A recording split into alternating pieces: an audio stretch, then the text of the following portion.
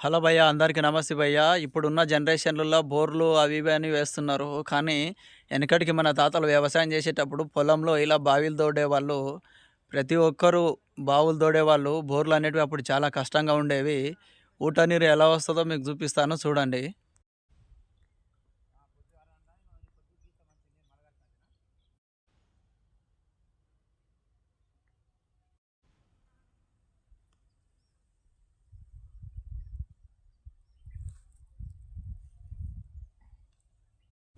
ఇప్పుడున్న జనరేషన్‌కి బోర్లు 300 ఫీట్లు, 500 ఫీట్లు ఏస్తే కూడా వాటర్ వస్తలేవు. ఈ బావిని చూశారు కదా! అయన్నీ మినిమమ్ ఒక 10 ఫీట్లే ఉన్నాయి. వాటర్ వస్తున్నాయి.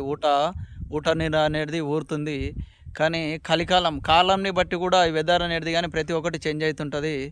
అందుకే మన తాతలు చేసిన వ్యవసాయ బావులు ఇలా ఉంటవి. మీరు కూడా ప్రతి ఒక్కరు వ్యవసాయం చేసుంటారు. నాయనోళ్ళు గాని ఇప్పుడున్న జనరేషన్‌కి గాని.